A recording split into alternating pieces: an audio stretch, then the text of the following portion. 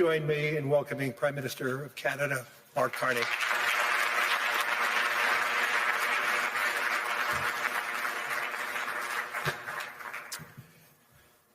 Thank you very much, Larry. I'm going to start in French, and then I'll switch back to English. Merci, Larry. Thank you, Larry. C'est un plaisir. It is both a pleasure et un devoir and a duty d'être parmi vous to be with you tonight in this pivotal moment that Canada and the world go through. Today I will talk about the rupture in the world order, the end of a pleasant fiction and the beginning of a harsh reality, where geopolitics, where the large main power geopolitics is submitted to no limits, no constraints. On the other hand, I would like to tell you that the other countries, especially intermediate powers like Canada, are not powerless. They have the capacity to build a new order that encompasses our values, such as respect for human rights, sustainable development, solidarity, sovereignty, and territorial integrity of the various states. La puissance des moins the power of the less power starts with honesty.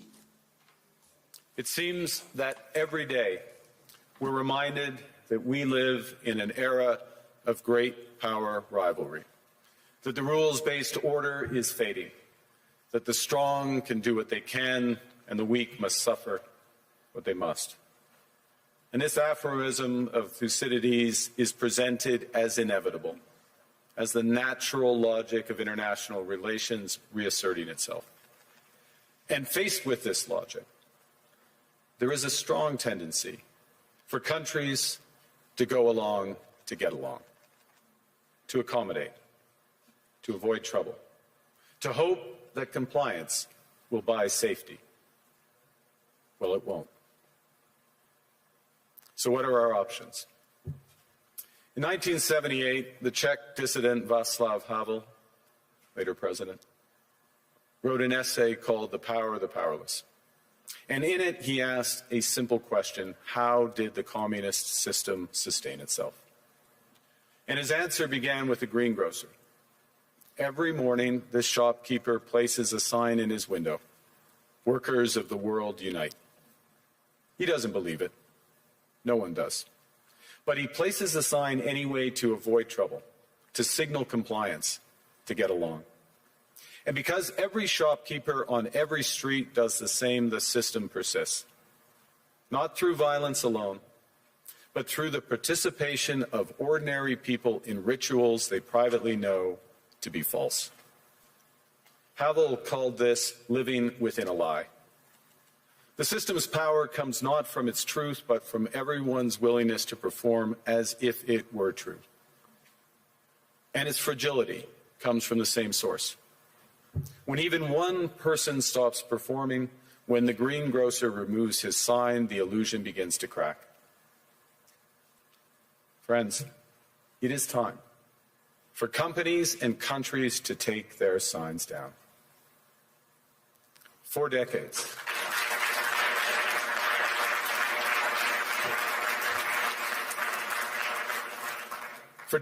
countries like Canada prospered under what we called the rules-based international order.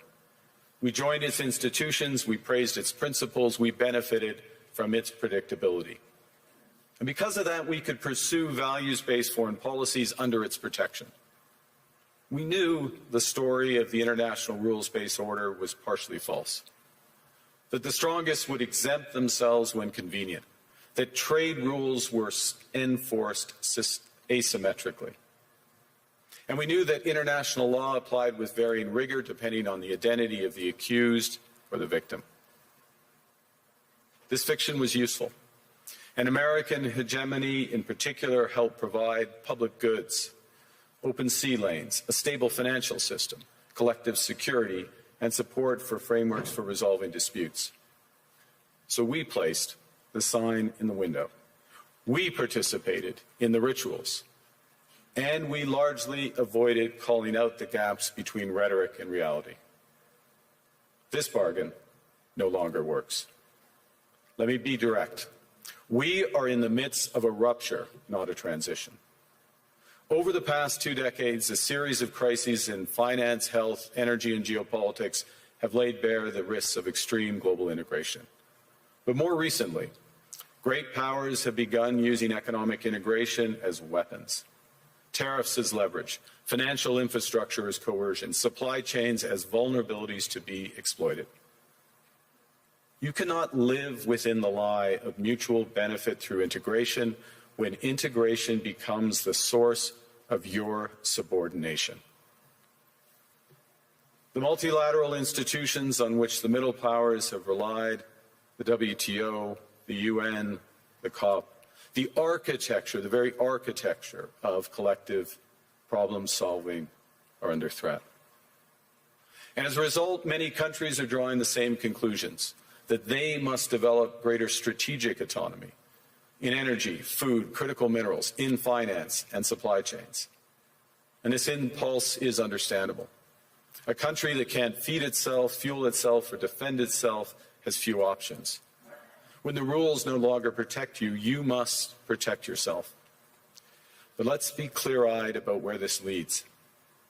A world of fortresses will be poorer, more fragile, and less sustainable. And there's another truth. If great powers abandon even the pretense of rules and values for the unhindered pursuit of their power and interests, the gains from transactionalism will become harder to replicate. Hegemons cannot continually monetize their relationships. Allies will diversify to hedge against uncertainty. They'll buy insurance, increase options in order to rebuild sovereignty.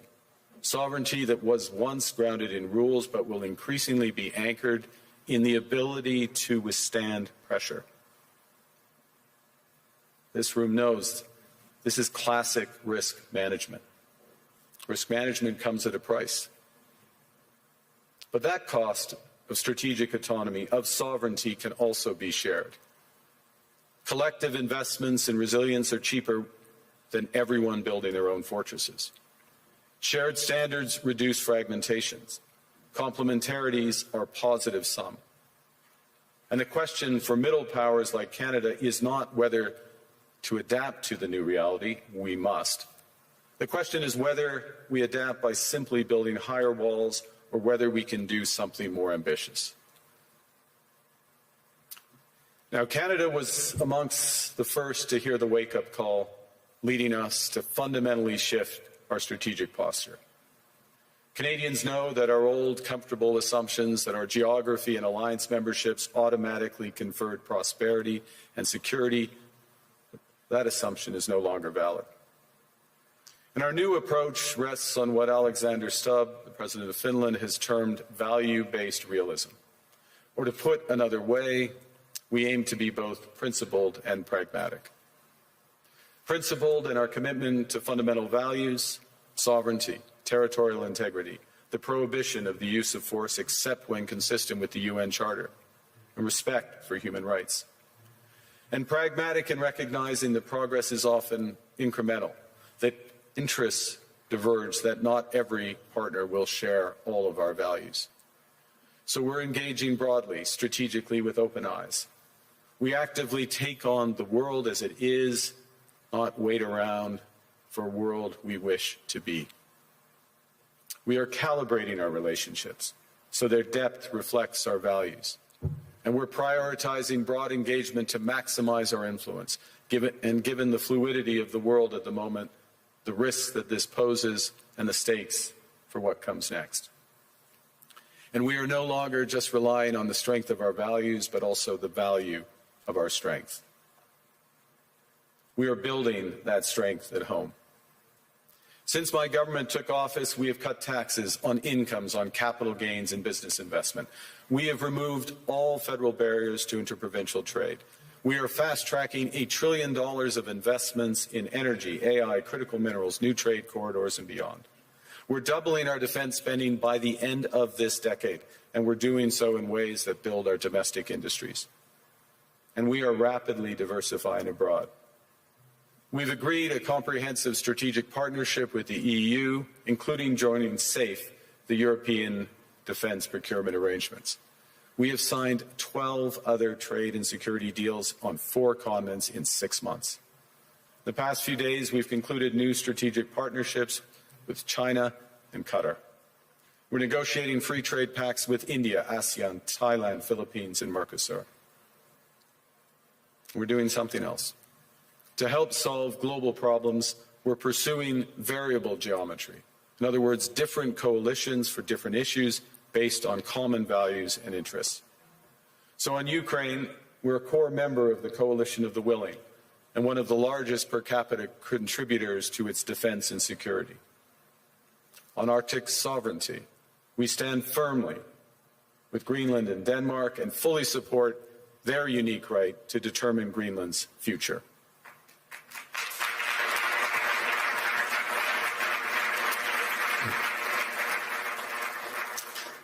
Our commitment to NATO's Article 5 is unwavering.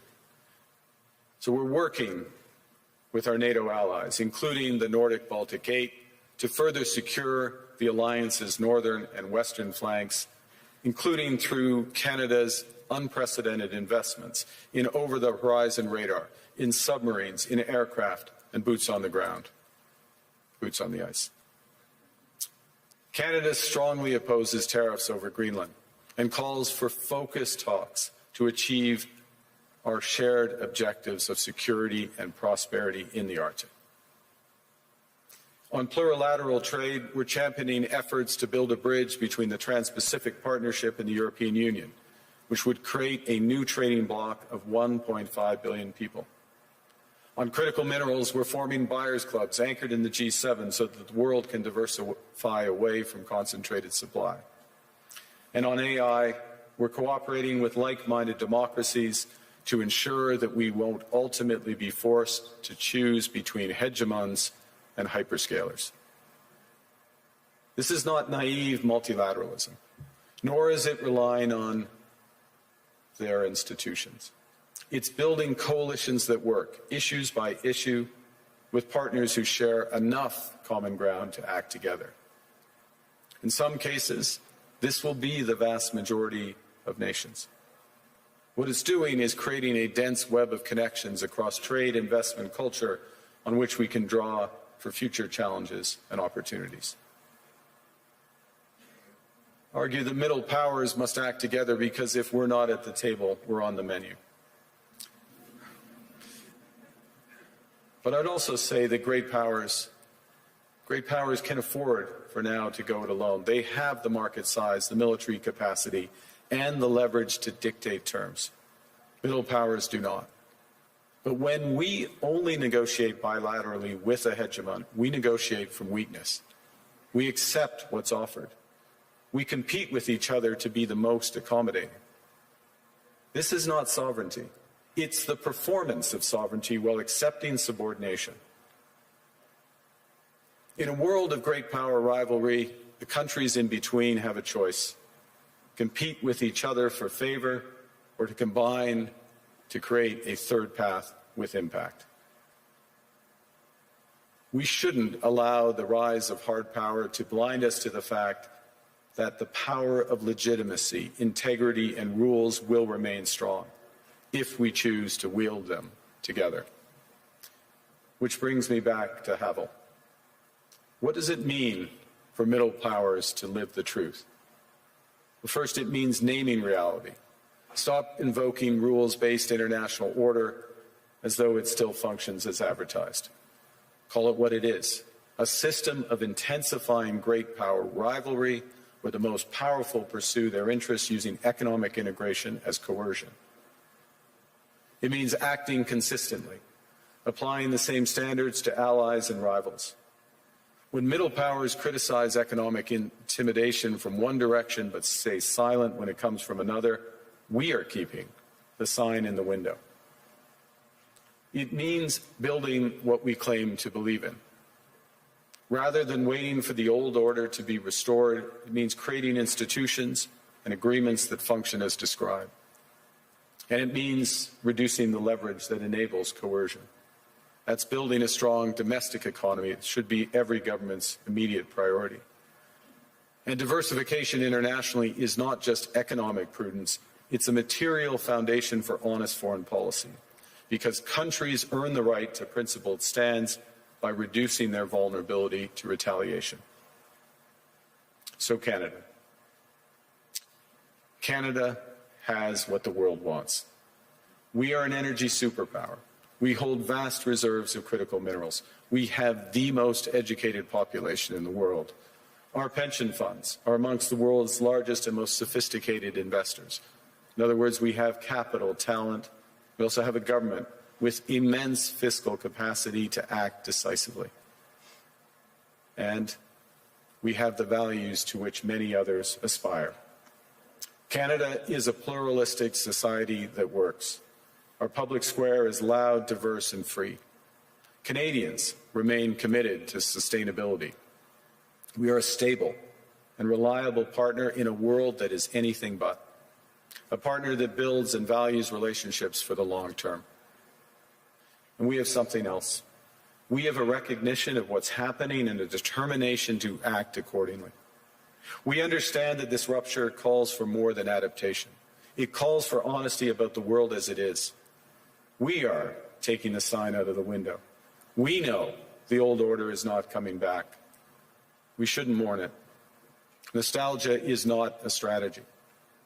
But we believe that from the fracture, we can build something bigger, better, stronger, more just.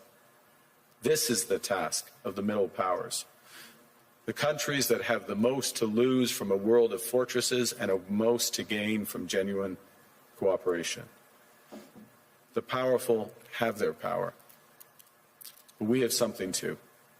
The capacity to stop pretending, to name reality, to build our strength at home, and to act together. That is Canada's path.